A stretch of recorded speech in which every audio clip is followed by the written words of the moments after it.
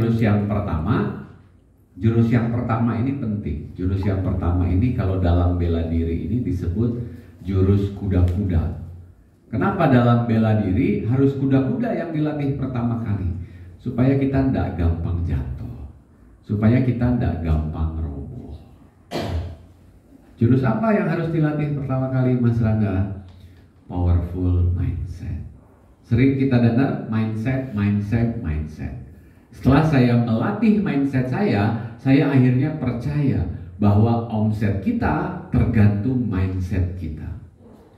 Berapa omset kita hari ini tergantung mindsetnya. Nanti kita buktikan sama-sama. Lalu mindset apa yang harus dilatih? Mindset yang harus dilatih adalah growth mindset. Apa itu growth mindset? Menurut seorang profesor psikolog dari Universitas Stanford di Amerika, manusia di dunia ini terbagi atas dua kelompok mindset. Ada fixed mindset, ada growth mindset. Apa itu fixed mindset? Fixed mindset adalah kelompok orang-orang yang pada saat dia mengalami satu peristiwa atau kejadian dalam hidupnya, dia menganggap kejadian itu nggak bisa dirubah atau permanen. Contoh misalnya, ada orang buka warung makan, terus akhirnya tutup. Dia akan bilang begini, aduh kayaknya aku udah cocok di bisnis kuliner, bukan passionku. Wetonku air, yang cocok tuh di bisnis kuliner biasanya wetonnya api. Buat masak. Apa hubungannya? Kan buat masak. Itu fixed mindset. Ada orang belajar main gitar, gak bisa-bisa. Dia akan bilang, aduh kayaknya aku gak ada bakat seni, bukan passionku di musik. Padahal bisa jadi dia gak bisa main gitar karena gak ikut sekolah musik.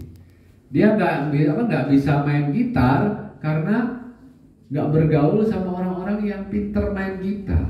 Dia gak bisa main gitar karena nguliknya kurang rajin.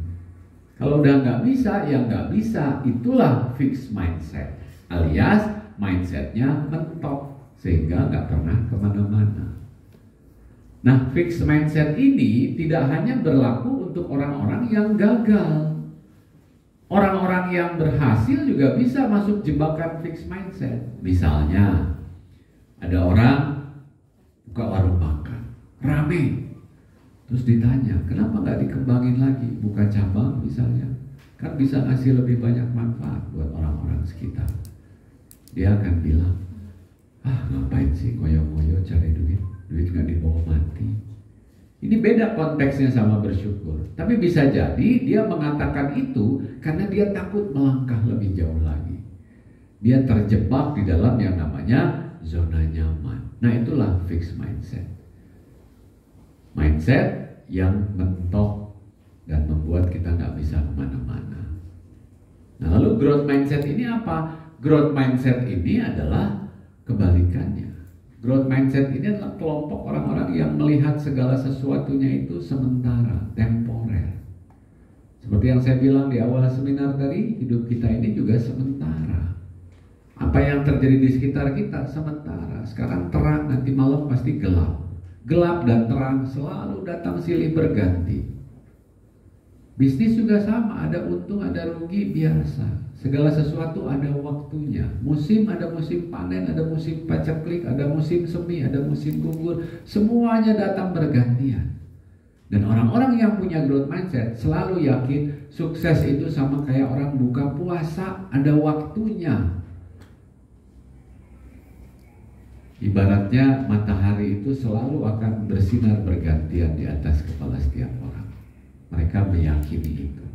Nah, tapi growth mindset ini harus dilatih. Growth mindset ini bukan bakat. Gak ada orang bakatnya kaya, gak ada orang bakatnya sukses, tapi karena dia melatih mindsetnya. Yang menjadi bakat atau anugerah dari Tuhan kita adalah otak kita, Bapak Ibu. Nah, ini otak kita ini anugerah terhebat dari Tuhan kita yang membuat kita manusia ini menjadi makhluk paripurna, makhluk yang sempurna di antara makhluk-makhluk Tuhan yang lain. Kenapa? Karena setelah diteliti, ternyata otak kita ini kemampuannya sama persis dengan superkomputer yang paling canggih. Nah, otaknya canggih, tapi kenapa nasibnya beda-beda? Bisa jadi tergantung dari apa yang diprogram ke dalam otaknya. Kalau komputer kan udah jelas ya, diprogram, diinstal gitu ya. Lalu otak manusia gimana cara memprogramnya? Nah, cara memprogramnya adalah dengan cara belajar. Nah, masalahnya manusia ini ya belajarnya ada dua cara. Ada belajar secara sadar, seperti kita pagi hari ini, kita sadar sedang belajar. Ada belajar secara tidak sadar. Belajar secara tidak sadar dan akhirnya terprogram ke dalam otak atau pikiran bawah sadar kita dan membentuk kita seperti kita hari ini. Nah, yang sering kita latih Bapak Ibu adalah otak sadar kita. Padahal otak sadar kita ini hanya membentuk kita sebesar 12%. Sisanya 88% manusia itu digerakkan dan dibentuk pikiran bawah sadarnya.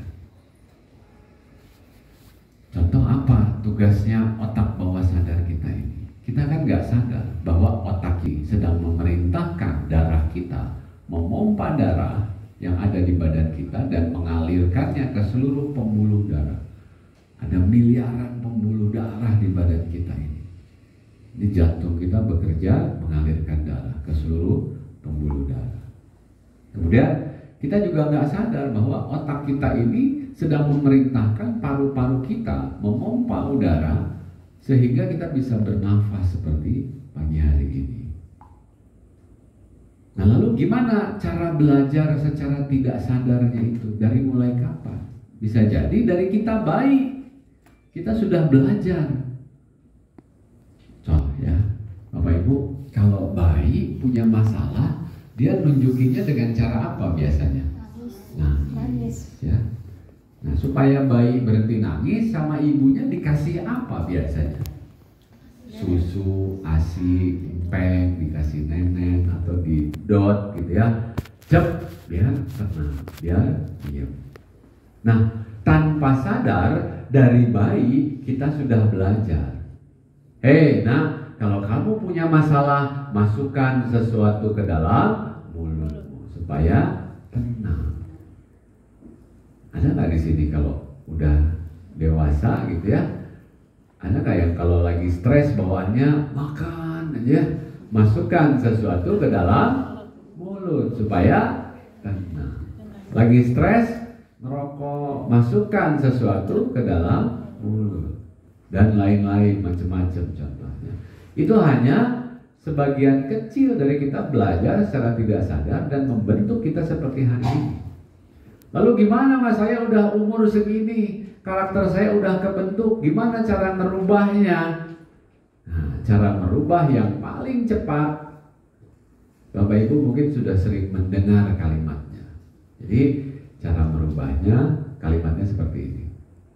Kita 5 tahun yang akan datang sangat bergantung dengan siapa kita bergaul hari ini. Kita hari ini adalah hasil pergaulan dan lingkungan kita sebelumnya. Nah, saya pernah baca buku karangan Brian Tracy. Bunyinya gini ya, ada kalimat yang menarik. Bunyinya gini. Orang yang senasib dilarang ngopi bareng. Nah, kenapa kira-kira orang yang senasib dilarang ngopi bareng? Saya kasih contoh. Ada orang punya restoran. Gak pernah rame, sepi terus, lagi ngopi. Gak lama temannya datang, senasib. Terus mereka cerita, ngobrol. Aku tuh ya, kenapa dari dulu tuh bikin restoran tuh gak pernah rame, sepi terus. Terus kata temannya apa? Ya bodoh kalau aku juga sama. Emang susah nih ya bisnis kuliner. Iya. Nah, pada saat mereka ngobrol kayak gitu, tertutup sudah pintu pengetahuannya. Mereka menganggap bahwa bisnis kuliner ini susah. Ibaratnya dicatat tuh sama malaikat, ya. Padahal di luar sana yang sukses banyak nggak? Banyak. Saya pernah ada di fase Bapak Ibu, jalanin bisnis kuliner itu omset sehari cuma 100.000, 200.000, kadang nggak ada yang beli, setiap bulan rugi. Sampai akhirnya saya bisa ketemu seseorang namanya Mas Agus Pramono. Itu pemilik ayam bakar Mas Mono. Kalau di Jakarta tuh cabangnya banyak. Ya. Waktu saya ketemu Mas Mono, itu omsetnya itu sehari 10 juta, 15 juta. Saya cuma bisa batin, kapan ya omsetku juta-juta. Aku ngerasain omset sejuta aja belum pernah. Sampai akhirnya saya punya kesempatan untuk kenal dan bisa tanya-tanya sama Mas Mono. Akhirnya apa yang dia bilang saya praktekin di tempat saya. Apa yang dia bilang saya praktekin di tempat saya. Apa yang dia bilang saya praktekin di tempat saya. Akhirnya gak dalam waktu lama omset saya bisa ikutan kayak Mas Mono. Nah dari dulu saya senang bergaul sama orang-orang yang lebih pintar dari saya. Dari dulu saya senang bergaul sama orang-orang yang lebih hebat dari saya. Zaman sekolah, zaman kuliah. Karena saya sadar waktu kita ini sempit. Waktu kita ini berharga. Kemarin perasaan saya masih umur 25. Sekarang kok udah mau 50 gitu ya. Gak kerasa Bapak Ibu. Bukan berarti sama yang di bawah saya gak mau temenan. Sama yang di bawah prinsipnya kita berbagi. Tapi kita harus terus selalu mencari orang-orang yang lebih hebat dan lebih pintar dari kita. Supaya kita ikut terus bertumbuh. Karena bahaya salah pilih lingkungan, saya pernah ngerasain. Bisnis kita ini kan kadang bisnis itu naik turun, up and down. Salah curhat, salah cerita, ya nanti lain cerita. Saya pernah cerita pas bisnis saya lagi gagal, saya cerita sama teman saya. Terus dia bilang apa? Tuh kan, apa saya bilang? Terus keluarga kamu mah gak ada yang bakat dagang. Yang bakat dagang tuh orang Padang, katanya gitu. Nah, untung saya bergaulnya sama komunitas pengusaha-pengusaha juga. Kalau sama komunitas pengusaha, untung rugi mah biasa. Hari ini rugi, besok untung, pengalaman nambah. Nah, ini penting Bapak ya. Ini ilustrasi terakhir ya. Begitu pentingnya pergaulan. Saya kasih contoh, misalnya Bapak Ibu nih gak ngerti apa-apa soal mancing, nol besar, blank, gak ngerti blas. Coba deh Bapak Ibu duduk bareng, nongkrong bareng sama komunitas mancing mania, yang setiap hari tuh yang diomongin mancing aja. Percaya sama saya, gak dalam waktu lama Bapak Ibu akan mengerti. Bisa itu kan awalnya ngerti dulu. Bapak Ibu akan mengerti apa ya umpan yang paling bagus buat mancing. Kemudian merek pancingan apa yang paling bagus. Kemudian tempat mancing di mana ya yang paling ramai. Karena Bapak Ibu bergaul dengan orang-orang yang tepat. Jadi jurus yang pertama yang paling cepat Bapak Ibu bisa lakukan untuk merubah growth mindset adalah bergaul dengan orang-orang yang punya growth mindset juga. Nah, sekarang kita masuk ke jurus yang kedua, powerful unique selling point. Ada yang nanya ke saya, Mas Rangga, saya kok jualan dari dulu sepi-sepi terus. Saya kok jualan kurang begitu laku, gitu ya. Terus saya bilang, jangan-jangan warungnya sepi atau produknya nggak laku karena nggak dibutuhin orang. Maksudnya apa nggak dibutuhin orang, Mas? Ya karena tidak menyelesaikan masalah orang. Loh, aku kan jualan makanan, Mas, bukan nyelesain masalah. Nah, Bapak Ibu, rumus sukses untuk bisnis apapun, gitu ya, kuncinya ini. Supaya jadi produk yang laku, the winning product always solve problem. Sebesar apa bisnis kita, sebesar masalah yang kita selesaikan. Nah, pagi hari ini kita akan belajar bagaimana melihat sebuah masalah. Gimana mau nyelesain masalah kalau melihat masalah kita belum ngerti. Nah, coba perhatikan gambar berikut ini. Dari gambar ini kira-kira Bapak Ibu bisa melihat masalah apa ya? Saya kasih clue. Orang senang makan pecel lele. Tapi kalau tempatnya begini, lokasinya di sini, kira-kira masalahnya apa? Akhirnya susah. Terus debu, terus Apalagi? Ayo kita gali masalah ini ya. Apalagi? Hygiene-nya. Banyak apa? Keganggu pengamennya. Keganggu misalnya apalagi? Kucing. Terus apalagi? Kurang luas. Mau arisan ibu-ibu susah ya kalau di sini ya. Apalagi? Nah, masalah-masalah itu ditulis sebanyak-banyaknya. Kemudian Bapak Ibu mau menyelesaikan masalah yang mana? Nah, kalau pecel lele nyelesain masalah apa, Mas Rangga? Pecel lele menyelesaikan masalah seragam ini bisa jadi masalah. Orang kalau melihat sesuatu yang seragam, yang sama aja di mana-mana, masalahnya adalah bosan. Nah, masalah terbesar pengusaha kuliner saat ini adalah kebosanan pelanggan karena pilihannya sudah semakin banyak. Kan kalau melihat pecel lele dari dulu ya kayak gini, betul ya? Se-Indonesia modelnya sama. Ada tenda biru, kalau nggak warna orange, ada layar bioskopnya di depannya, yang main lele, ayam, dan kawan-kawan. Se-Indonesia modelnya sama. Nah, kita coba buat yang berbeda, tapi beda itu bukan hanya sekedar beda, harus ada solusi. Kira-kira dari gambar sebelah ini ada solusi apa? Bapak Ibu bisa melihat solusi apa? Itu menunya udah matang jadi lebih menggoda. Nah, solusi apa sebetulnya yang dibutuhkan oleh calon pelanggan pada saat dia mau masuk ke sebuah restoran? Yang mereka butuhkan adalah kepastian. Mereka butuh informasi produk apa yang dijual dan harganya berapa. Nah, ini kadang sering dilupakan oleh pelaku bisnis kuliner. Padahal ini solusi paling dasar. Solusi itu kadang bukan sesuatu yang mahal gitu ya, bukan harus sesuatu yang besar. Hal yang kecil bisa menjadi solusi yang bermanfaat. Kenapa orang kalau mau makan yang pasti-pasti lebih memilih datang ke KFC atau ke McD? Karena di KFC atau McD harganya pasti, produknya pasti, pelayanannya juga pasti. Saya datang sekarang, saya pesan makanan, nanti beberapa menit langsung keluar.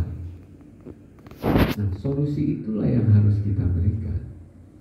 Kalau saya punya uang nih, misalnya tinggal 100.000 100.000-nya, kira-kira kalau saya masuk ke KFC atau ke McD cukup nggak 100.000 ini? Cukup. Saya yakin pasti cukup. Tapi kalau saya cuma punya duit selembar-lembarnya, saya makan di sini antara yakin dan nggak yakin. Jangan-jangan kalkulatornya rusak. Ya. Dan sering kejadian orang pikir makan murah ternyata mahal. Nah, solusi ini harus kita berikan kepada calon pelanggan kita. Nah, kemudian apalagi? Oh, Mas, masalahnya tempatnya kurang luas, Mas. Cari lagi tempat yang lebih. Oh, Mas, masalahnya parkirnya, Mas. Kalau ngajak rombongan agak susah nih, parkirnya sempit. Cari lagi tempat yang parkirannya luas. Mas, kalau bisa ada AC-nya, Mas, supaya lebih nyaman. Bikin lagi tempat yang ada AC-nya. Intinya bisnis kita akan terus tumbuh sesuai dengan masalah-masalah yang kita selesaikan. Kalau kita tidak berpikir menyelesaikan masalah dalam bisnis kita, maka kita akan capek terjebak dalam yang namanya perang harga. Karena kita berpikir satu-satunya solusi untuk mendatangkan konsumen adalah dengan kasih mereka harga semurah-murahnya. Kita berpikir bahwa konsumen kita ini nggak punya duit. Padahal bukan konsumen kita yang nggak punya duit. Mereka nggak mau aja ngeluarin duitnya di tempat kita karena kita tidak menyelesaikan masalah mereka. Sekarang saya tanya sama Bapak Ibu, GoFood itu kira-kira menyelesaikan masalah apa? GoFood. Transportasi. Orang malas gerak, malas masak.